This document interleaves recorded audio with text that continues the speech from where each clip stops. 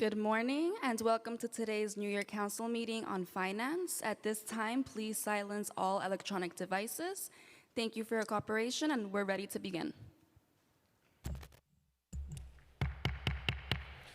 Good morning and welcome to today's Finance Committee meeting. I'm Councilmember Justin Brannon. I'm the chair of the Finance Committee. Today, our committee will consider two items.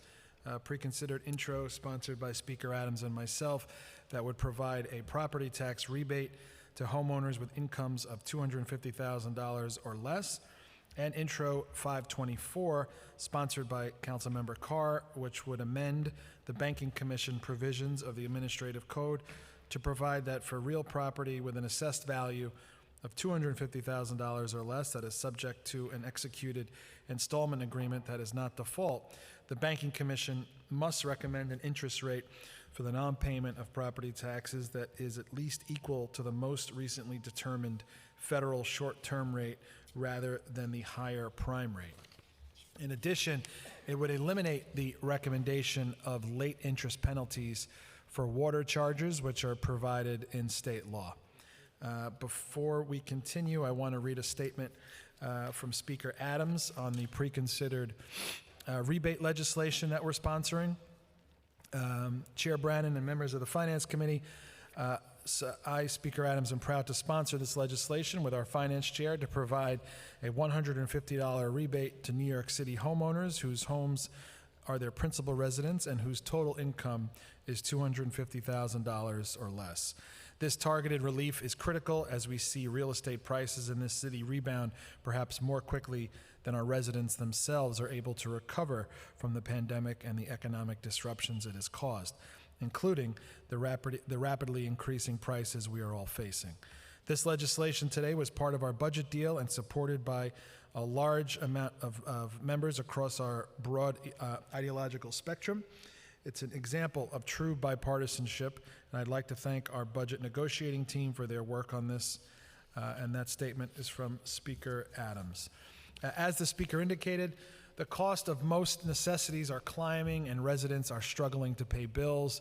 The rebate gives property tax relief of up to $150 to homeowners making $250,000 or less. When combined with the state property tax rebate, it provides significant relief for many of at least $440 for all homeowners, condo, and co-op owners. Intro 524 is part of a continuing effort by the Council to help certain homeowners who may be struggling to pay their property taxes but are making a good faith effort to do so. It would provide that the Banking Commission recommend a lower delinquent property tax interest rate for those who have installment plans for paying tax arrears and are not in default of those plans. It would allow us to curtail the practice of piling more arrears on folks who are doing their best to get out from under debt. These two bills are important in our efforts to make life easier for everyday homeowners in these challenging times, and they recognize that our property tax system can overburden certain residents. We know that the city's property tax system is broken and unfair and badly in need of reform, but wholesale reform is a major undertaking and ultimately requires state action. In the meantime, the two bills the Council is hearing today are smaller but very, very real steps that we can take right now to provide relief and a bit of fairness to our working and middle-class homeowners in this city who struggle with our current property tax system as is.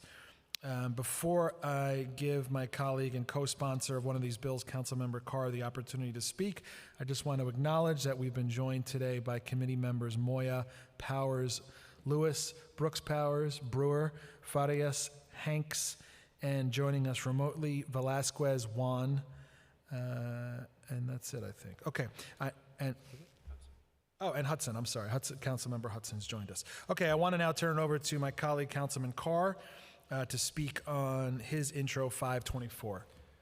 Thank you, Chair Brannon. Good morning, colleagues. Speaking in support of the bill that I introduced with our chair, Introduction 524, which seeks to resolve a long-standing dilemma that this council institutionally has faced year after year around budget adoption time, which is when we set interest rates for non-payment of property taxes, which are designed to protect the city coffers from those who might try to take advantage of a low interest rate, but at the same time hurts those individuals who are genuinely struggling that Chair Brannon spoke about in his opening remarks.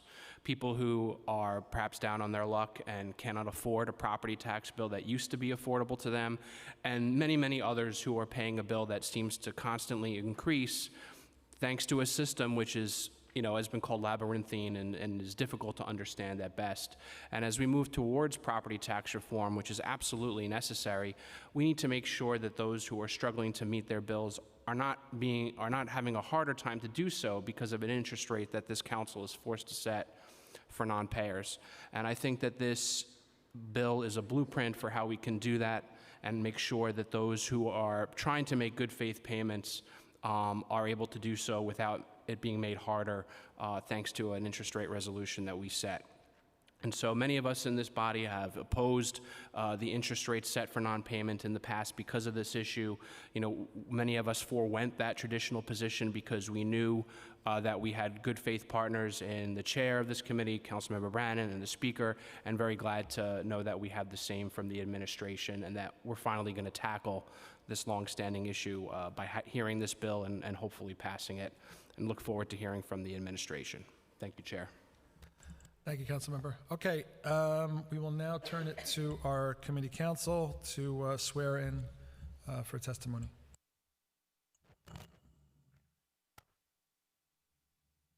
Fouad.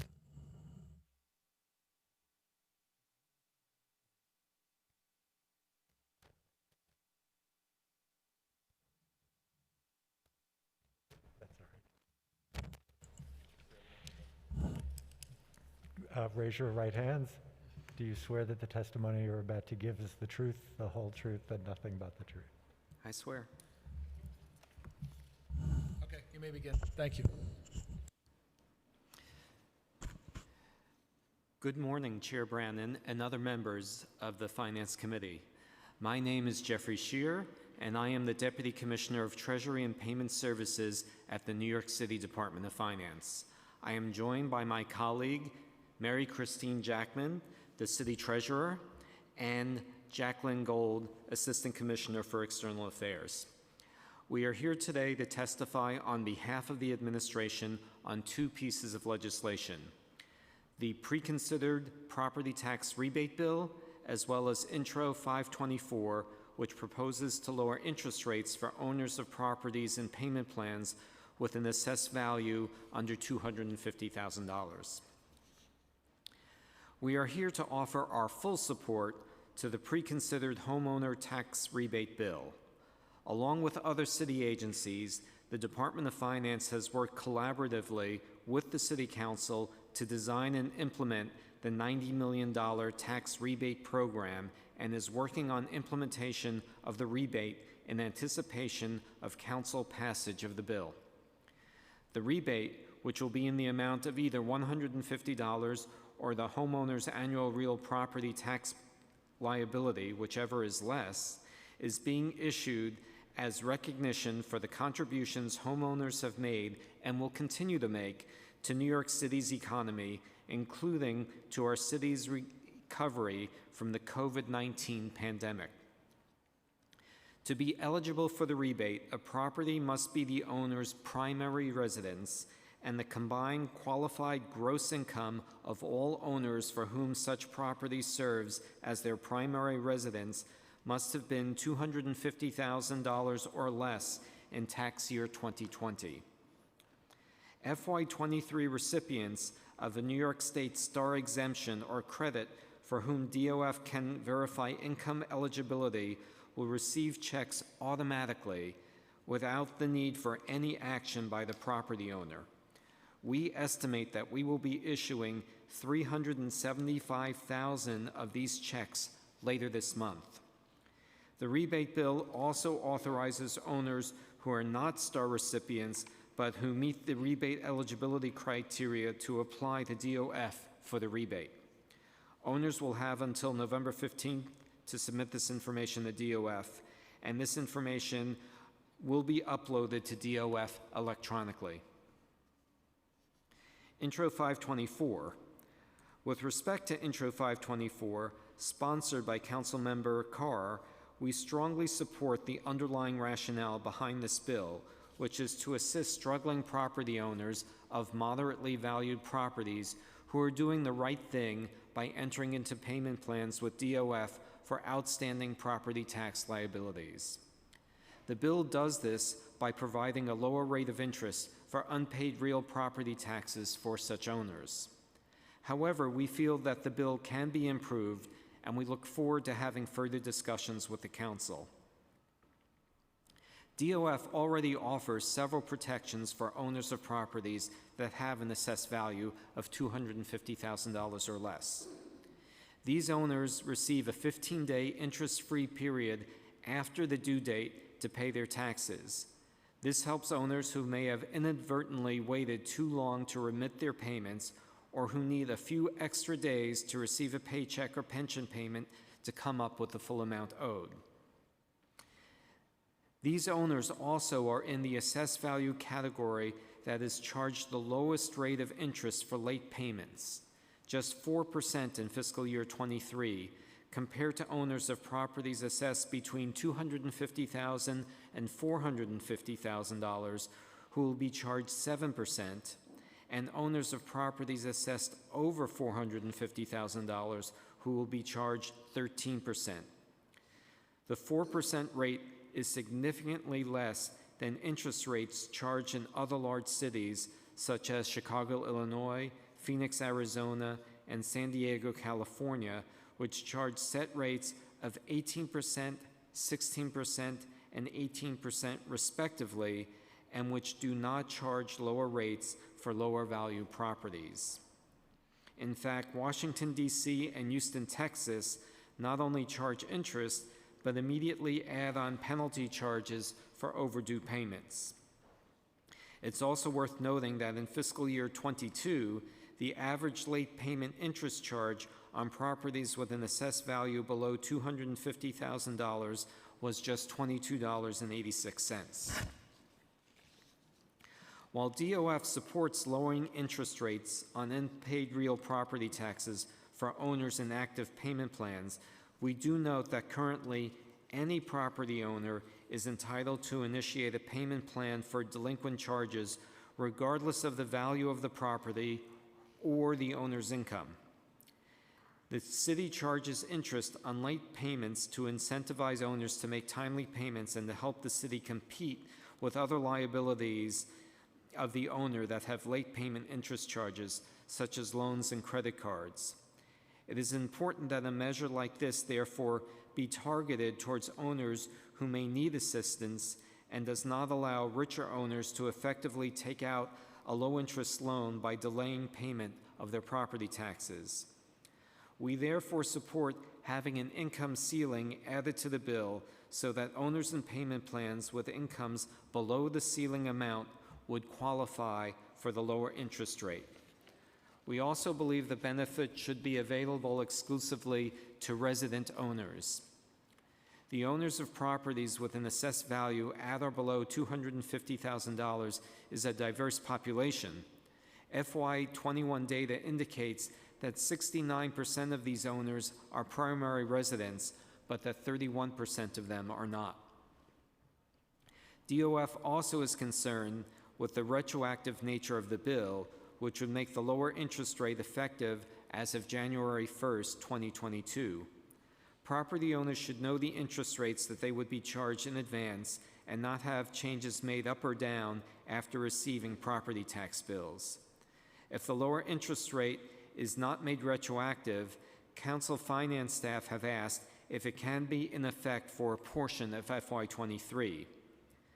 The New York City Law Department is reviewing the proposal to make the bill take effect retroactively and the proposal to effect any changes to the interest rates previously set by the Council mid-year. DOF also is looking at whether its IT team can make programming changes to our property tax system to accommodate a mid-year change. We do know that whenever a change would be made to lower the interest rate for property owners in payment plans, that it will cost an estimated $100,000. This cost will be incorporated into the bill's fiscal impact statement at the appropriate time. This concludes my testimony, and I once again want to thank you for allowing us the opportunity to testify on both pieces of legislation. Mary Christine Jackman and Jacqueline Goad and I are available to answer any questions that you may have. Thank you.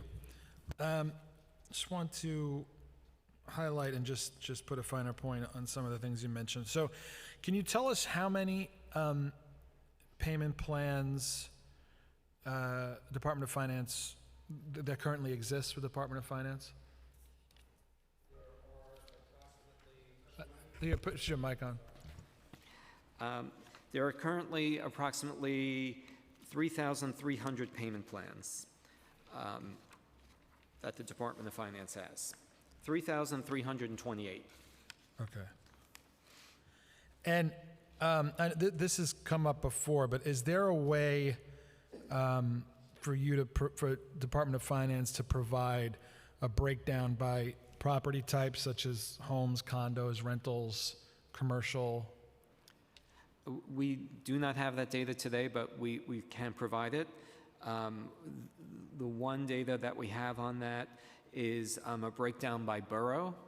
So those 3,328 plans are spread across. Manhattan has 163. Bronx properties have 403. Brooklyn properties have 1,201. Queens properties have 1,321. And Staten Island properties have 240. So Queens has the most? Yes, it does. Okay. Yeah, it would be helpful for, I mean, even if it's just for internal use for members, but to have a breakdown by property type, and then if we can zoom in a bit on the borough breakdown to get a, you know, based on council district, that would be super helpful. And what is the total liability that's wrapped up in these payment plans? I don't have that figure, but we will get that to you. Okay. And do you have the median amount that a homeowner has in a payment plan? I do not. Okay. If you can get those two things to us, the total liability that's wrapped up in the plans and the median amount. Yes. And do you have a sense of what share of the payment plans out there might be eligible for these reduced interest rates that we're talking about today? I do not. We will get that to you. Okay, you got a lot of homework. Okay, let's talk about the cost of interest. So one of the points to consider when setting these interest rates for property owners is that we would be setting these rates in a fair and judicious manner. Our goal here should be to allow property owners as much flexibility as possible, obviously without jeopardizing the city's fiscal position. So it makes sense to set our interest rates in relation to the interest rates applicable to the city itself. So what is the city's current cost of borrowing?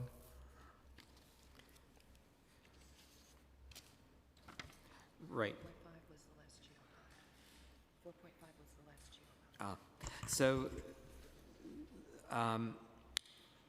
the last general obligation bond was 4.5% interest, and also the last transitional finance authority bond had an interest rate of 4.1%. And when was the last, when were the last? I'm sorry, I just wanted to add, so we're not sure that the cost for the city to borrow should be the same cost that's charged to homeowners who are late with their property taxes. The city is competing with other types of charges that homeowners may be paying, such as, say, credit card charges, and the choices that owners face is often directed by how much rates they may have to pay on late charges. So the city certainly does not want to be last with regard to those rates, and the charge we come up with does not necessarily have to be the same charge that the city, where we're competing with other large cities and states compared to the choices that consumers have to make when they are making payments. So do you think the interest rate should be lower for homeowners? We, no, we do not think, well, we think we support the bill. We support having lower interest rate for owners and property tax plans. We do not think that what the city pays on its borrowing costs should be determining what individual property owners are paying for late payments. But do you think it's fair to say that the city earns more money right now when people pay late versus when they pay on time? Well, right now, for owners of properties under $250,000, the rates are very close to one another. So the city is, you asked about city financing. So the city is paying 4.5% on its bonds, but we don't think that the right policy is to align those two amounts. Do you believe that a lower interest rate will make it easier for homeowners to pay off their debts to the city? For owners who are struggling to pay and are trying to do the right thing, yes. Okay. I want to ask about the rebate. I think you said homeowners can expect these rebate checks later this month. Is that correct? The vast majority of eligible owners will get their checks later this month. Okay. We are estimating that 375,000 checks will be issued by the end of this month. These are for owners where we're able to verify their eligibility. So these owners do not have to do anything. They do not need to contact the Department of Finance. We are looking at New York State Star credit records and sending out those checks. So what, and how will it be delivered? What should people look for in the mail? Just a check from the city? The check is being mailed by a vendor working for the city. We are not putting any special note on the envelope. We don't want to signal to anyone, any bad actors, but it will be addressed to the names of registered property owners. And So one of the things we fought hard to include here is that for the first time, this rebate will be available to homeowners who owe money. So the idea is that the homeowners, instead of receiving a rebate check, will receive the value of the rebate as a credit. Will the credit be applied to those owners' accounts at the same time? How will that be done? Yes. So for those owners who were able to automatically verify eligibility, we will apply those credits to their accounts at about the same time that we issue the checks. And will they be given a separate notification that's been done? Yes. Okay. And one of the things we've been dealing with now as the state checks have gone out is explaining to folks who might not be currently signed up for STAR but are eligible and qualify.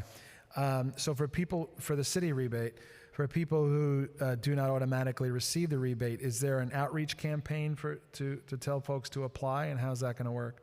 Yes. So the first level is that we are going to be sending letters to people who we think may be eligible for the rebate. So that would include people who currently get STAR but where we were not able to verify their eligibility. And that there also would be letters to people who are non-STAR owners who may be eligible. For example, owners who have the senior citizens homeowner exemption. Yep. And who do not have STAR would meet the residency and the income threshold, so they should be getting it. We would be sending them letters and encouraging to go to a website that we are setting up that will allow people to electronically give us the information needed to verify that they are eligible. There will be no need to send emails or send us PDFs.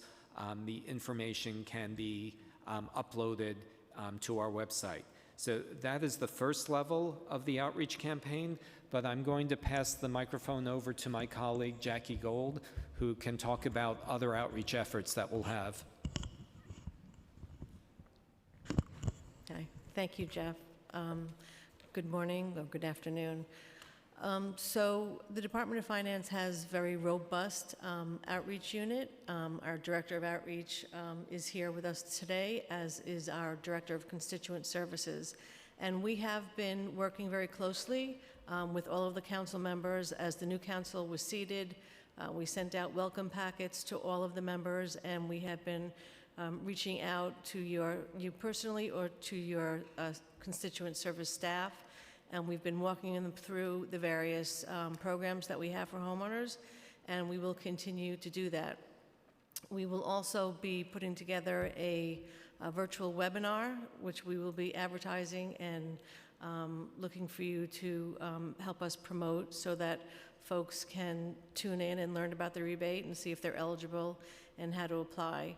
And we will also be obviously putting information on our website, and we'll be reaching out to our community partners and to our sister agencies and providing information. So we will be doing everything that we can to get the word out, and we'll be working hand in hand with the administration at many different levels. That's helpful. That's very helpful. I think typically someone gets a letter from DOF, it doesn't have a great feeling before you open it. But this way we're actually doing some good, and I think it's important that as many people not only take advantage of it, but are made aware that it's available to them. So, and that's a big push of this council. That if we're, and actually in this case for the first time in 15 years, putting money back in people's hands, I think it's important that we do as much outreach as we can. So, Agreed. Yeah. Our goal is to ensure that every person who is eligible receives the rebate. That's great. Okay, I'm now going to hand it over to some of my colleagues for questions. I appreciate your testimony. I'm going to hand it over now to one of our bill sponsors today, Councilmember Carr. Thank you, Chair Brannon. Thank you again for coming. I really appreciate the testimony, and that, wonderfully, we're in agreement in the principle of this bill, which is to help struggling property owners, and we just have to work to get the details right. And I appreciate that we'll have some good faith conversations moving forward on top of the ones you've already been having. Absolutely. So, I just wanted to talk a little bit about, when we're looking to make this effective. You said you didn't want it to be retroactive in your testimony. When do you think you could get the system online if we were to pass this? And so when could we start to bring in a new effective rate? Right. So that's a good question, Council Member. There are two factors that play into this. So the more important one regarding the timing is the legal factor. So we first require a review from the law department as to whether the rate set for fiscal year 23, which has already gone through the process that was alluded to earlier. So the Banking Commission made recommendations this past May, and then the council passed resolutions in June setting the rates for fiscal year 23. So the law department is looking to see whether that rate can be changed in the middle of the fiscal year. So we do not yet know the answer of their review, and obviously that's going to be a yes or no call.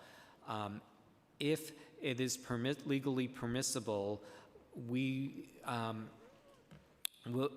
looking at, on a parallel path, what we would have to do in terms of IT programming to have it available for some portion of the year. So you think that we could potentially have it, in the new calendar year when we're hitting the third quarter? Is that a possibility? I think if it's legally permissible, we likely could have it ready by the fourth quarter of the year. Because I think, many of us, made our vote on the interest rate adoption in the hope that we could change this in the midst of the fiscal year and provide, a lower rate for those who are going to enter into these agreements. And then to hear that possibly we can't even do that, and then even if we legally can, maybe logistically it's not possible. I think that would be a disappointment, because I think we want to try to bring relief as soon as possible. Understood. At this point, if it is legally permissible, we're looking at having it implemented by the fourth quarter. In terms of income eligibility, I think that you said you want to make sure that it's carved to those who most need it. What do you think is the appropriate income level for this? Because right now we're not means testing the program in this draft. Where would you peg it? Right. So we certainly don't want to be negotiating numbers during the council meeting, hearing, and we do look forward to having that back and forth with the council. What I would say is, as a starting point, we have looked at our PTA program. So that program stands for Property Tax and Interest Deferral. These are payment plans for people who are facing a hardship. This was established working with the council a few years ago, I believe in 2017. And so there are 3 types of PTA payment plans for low-income seniors, for people in extenuating circumstances, and people wanting to have fixed term plans. And what these plans do is basically they limit the amount that somebody with lower income has to pay. For low-income seniors, that amount can be as low as 0. For the other 2 types of plans, the amount can be as low as 2% of their income or as high as 8% of their income. So using that as a benchmark, the income threshold for those plans is $86,400 a year. So we think that's a good starting point to have the discussion. But we look forward to having, so we are not saying that that is the number, but we think that's a good starting point, and we look forward to having discussions with the council on what a good threshold would be. Yeah, well, it sounds like we're going to have to, because when I hear those kinds of numbers, that just generally means not Staten Islanders, and that's the community I represent. And it also means not civil servants. We have a lot of civil servants in the city who many of us in this body have taken pains to support over the years to get better pay, better benefits. And they could easily make a combined 6-figure income when you have a fire marshal married to a principal, teacher married to a police officer, et cetera.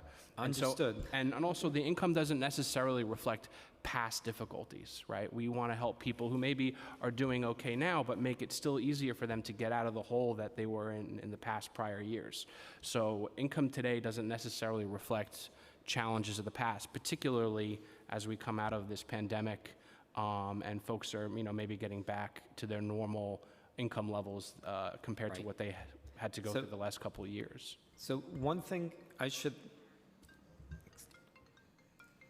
excuse me, one thing I should add is we also looked at income levels for resident owners of properties assessed under $250,000, and we looked at $100,000 of income as a round number near the 86,000 mark, and we found that slightly more than half of all of those homeowners throughout New York City, 54%, and I think the figure was 51% in Staten Island, make less than $100,000 a year.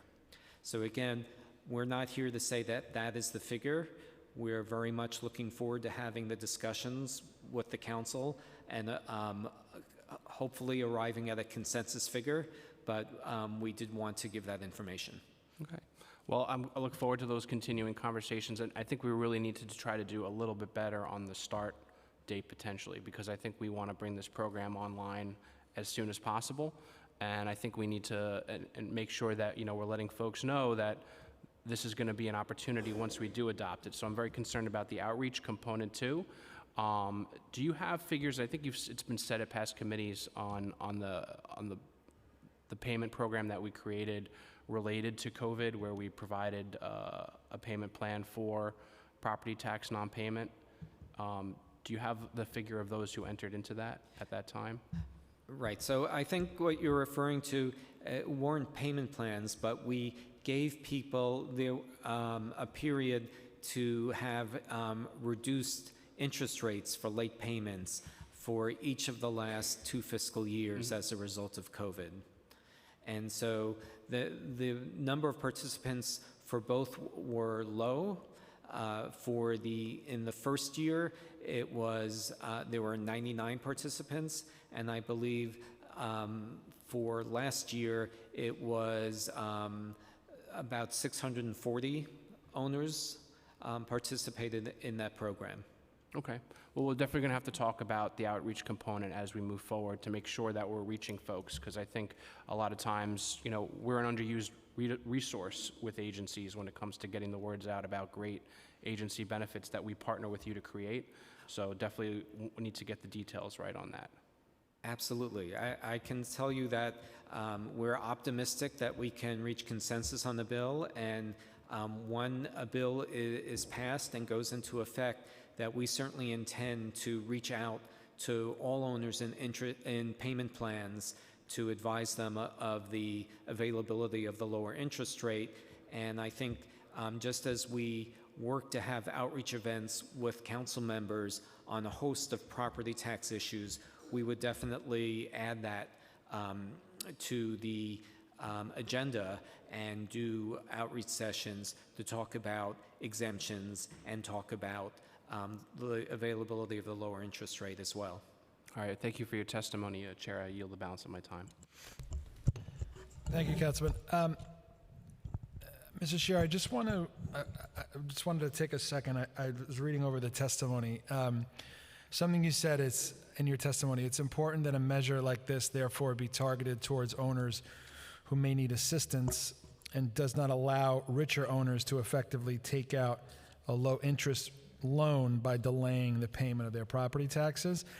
I think it's a misnomer. Unfortunately, it's a misreading of how this bill would work, because when an owner delays payment, they have to pay the higher normal rate, right? It's only when they enter into a payment plan to pay off the debt and make the payments on time do they actually get the lower interest rate, correct? That is correct. That is correct. Of course, the timing comes into play. So someone who is being a bad actor could delay paying their quarterly or semi-annual amount and then ask for a payment plan shortly thereafter on that amount in order to get a lower interest rate. Okay, I see. But, I mean, do we have a number of folks? I mean, there's no way to know who's doing that, right? But I don't think there's going to be a mass amount of people trying to do that. We don't think it's a mass amount. We just think it's appropriate to target this aid to people who really need it. Yeah, agreed. Okay, I'm going to turn it now to Councilmember Brewer and then Councilmember Brooks Powers for questions. Thank you very much. I have a question because a lot of the co-op owners, I think, are older and they bought their co-ops a long time ago. Now they're on fixed incomes, et cetera. So while you're doing this outreach on STAR, are you also going to be working with, obviously you also handle the SHE and the SCREE. So will you also be working to see if people are eligible for any other benefits? In other words, to kind of see, or do you think that everybody who signed up for SHE has already done so? I'm just trying to find ways that every single human being can take advantage of these benefits. Yes, I'm going to turn that over to Jackie Gold. We have an ongoing outreach program to make sure that the exemption programs are as fully utilized as possible. I know, but so many people just don't sign up. Go ahead, Jackie. I know they just don't. I know because SCREE is an ongoing issue, and I'm sure she is too. But go ahead. So you're speaking of SHE and DHE, the homeowners program. So we have year-round, we have homeowner informational sessions where we try to find people who are eligible for the benefits. We have every year when we have the notice of property value sessions in February, obviously exemptions and payment agreements and payment plans are a big part because that's when folks are really finding out what their taxes will be. Also, around lien sale time, one of the biggest things that we did was try to get people into the program because obviously that pulled them from the sale. And also around July, when the first bills come out, whenever we're doing our outreach, which we do, every day of the year, we're sort of focusing on things that are, that are timely. Obviously, we very much value the partnership that we have with council. You know your constituents better than we do, and sometimes you have better ways of reaching them than we do. So, All right, I'm just trying to say that SCREE doesn't get to everybody, so I assume she doesn't either. But okay, we'll keep working at it. Second question. When you have the envelope going out, these envelopes have gone out in the past. I've been around long enough to have known of another rebate in the past. How many of them get thrown away? Do you have any sense? How long can the person, people will throw it away. They won't know that it's a rebate. Because I know you're afraid to put anything on the front like money enclosed. Because That's obviously, correct. I understand some thief will take it. I got it. But are you going to do some advertising that these checks are coming? People, the garbage you get in the mail that looks like a check, this will be similar, and it's going to go in the garbage. So I'm just wondering, how are you thinking about handling that? I mean, Yeah. is the mayor going to say this money's coming? Are you going to do something to say? We very much look forward to the passage of this bill. And It'll pass, and then what? and enactment. We plan to publicize it. So I don't know I can't answer whether the mayor personally Okay. is going to, but the administration definitely plans to publicize this and to tell people to expect these checks. Okay. And then why would somebody, I know you said that folks have not signed up for STAR. I get STAR, so I'm very familiar with it. But what would it be in a situation where somebody would not have known about it? Is it like the SCREE problem where people just don't sign up for STAR? Yes. Same situation. Okay. And then the other issue I have quickly is, do you have some sense when we're talking about people who go into payment plans? I hate anybody who's a homeowner, who ends up in a lien sale. We're all trying to stop that. It's horrible to lose your home.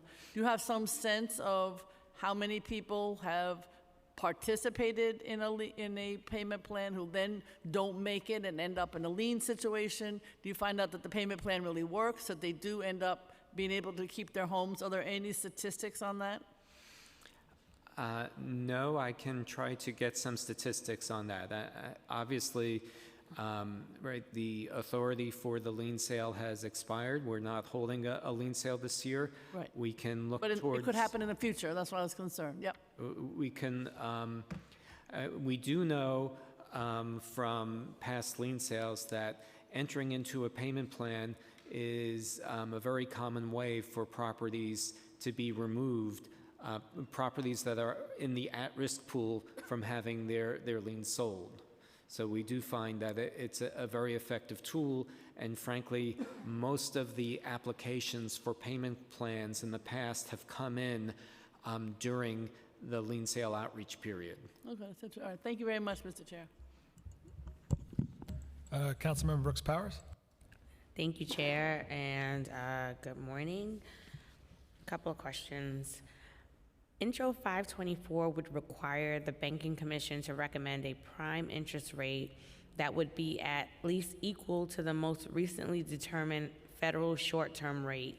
How does this rate compare to the rates the council most recently set? I'm going to have the treasurer answer that question.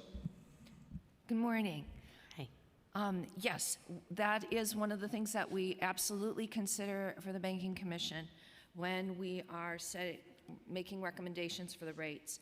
We look at prime rates, we look at other rates that are property-backed, like HELOC loans and mortgage rates, to see what the cost of money is when the loan is against property.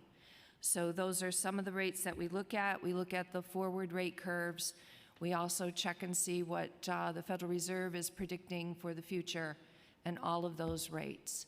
And because my office, the Treasury, is involved in investing the money every day, we pretty much know where the interest rates are at the present moment. So how does that rate compare to the rate that the council set? Well, the prime rate was 4% at that point, and council chose 4%. Right. So I think the way it operates is that's currently, I believe, the language for our setting rates for properties with an AV under $250,000. And what the bill does is it sets up a process because, as the treasurer was saying, the Banking Commission this past year recommended a rate of 6% for those properties. And when the council chose to act, it adopted a resolution that set the rate at 4%.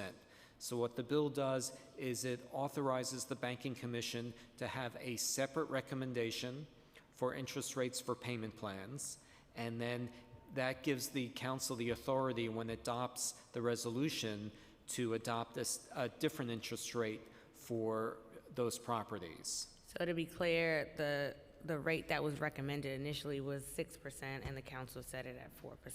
Correct. Right, and what this bill does is it divides that population into two pieces. So, for example, the Banking Commission could have recommended 6% for properties under 250,000, and say 5% for properties under 250 in the payment plan, and then the council could say, no, I want that to be 4% for properties and 3% for the properties in the payment plan. So it creates another tier for the council to act in adopting interest rate recommendations.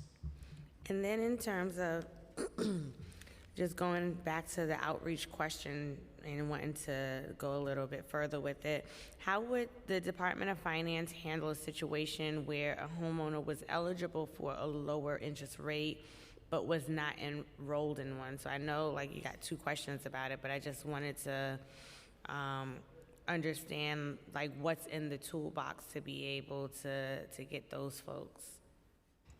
Yes. So the first tool would be that when this becomes law, we plan to communicate to everyone in the payment plan and let them know that if they are under whatever income ceiling that we agree upon, that they are eligible for the lower rate.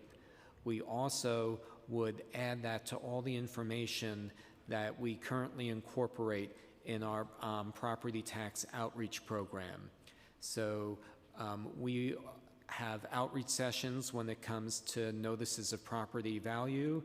We run sessions with council members, and since some of the council members here are new to the council or maybe returning members to the council, so if you haven't participated, we will partner with a council member to do an outreach session in your district, because we acknowledge that you're able to do outreach to the public that we are not able to. So the outreach sessions are always better attended when we partner with you. So if we do an outreach session with you, we will make sure that that gets added to the agenda in addition to all the other issues that you might have. For example, ensuring higher participation rates for our exemption programs, which Councilmember Brewer talked about.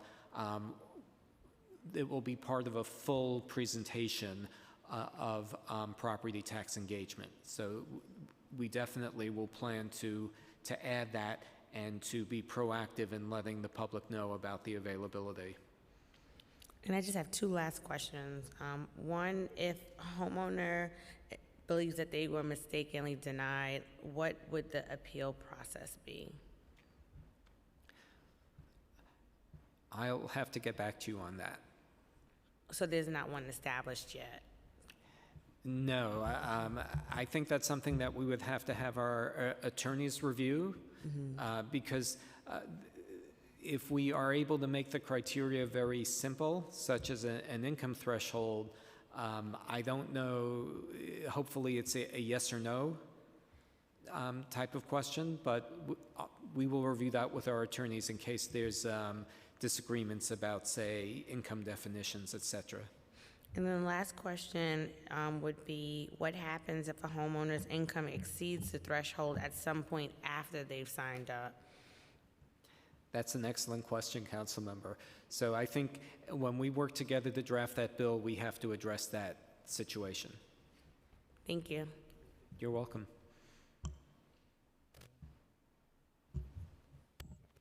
Councilman Fares. Hi, thank you.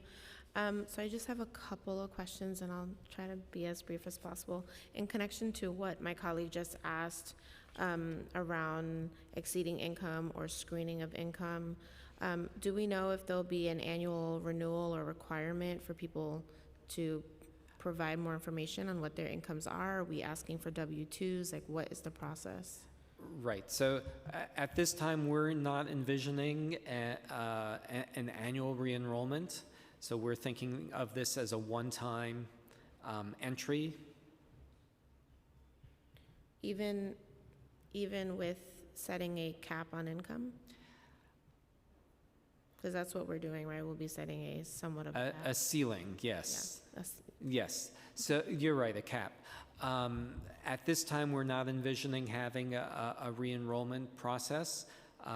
And we also are envisioning an enrollment process similar to the one that we're setting up for the rebate program. So for example, for the rebate program, we are asking people to provide their tax identification number and permission for us to check their income levels rather than having them submit all sorts of forms in order to qualify.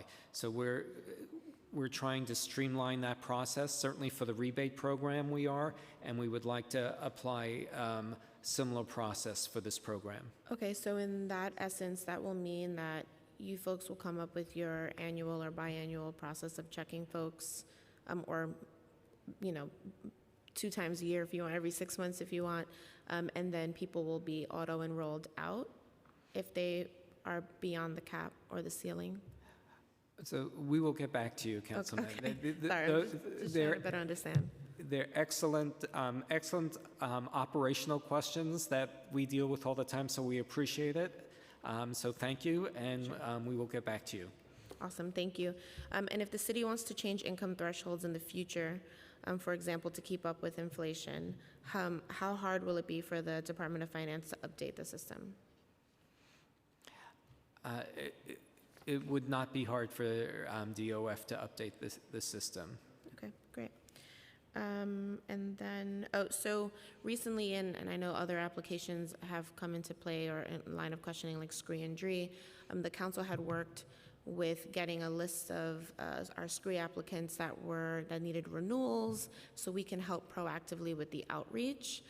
Would you folks be interested in, if there are a grouping of folks that are going to receive the rebates in the mail, and we definitely don't want to put on an envelope, there's money in here, please open this. Would you be interested in working with individual council members of a list of people that will be receiving so we can help with additional outreach and support and making sure that they are paying or being mindful of mail and are cognizant that they should be opening and not shredding it? We will have to get back to you on that. Okay. And I think that's all I have. Thank you so much.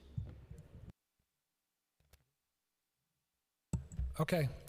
We look forward to working with you on these initiatives to get as many folks to take advantage of it as possible, folks who are in need of these initiatives. So, and we appreciate your willingness to partner with us, and that, council members know their districts better than anybody. So I think we always know the best way to get the word out.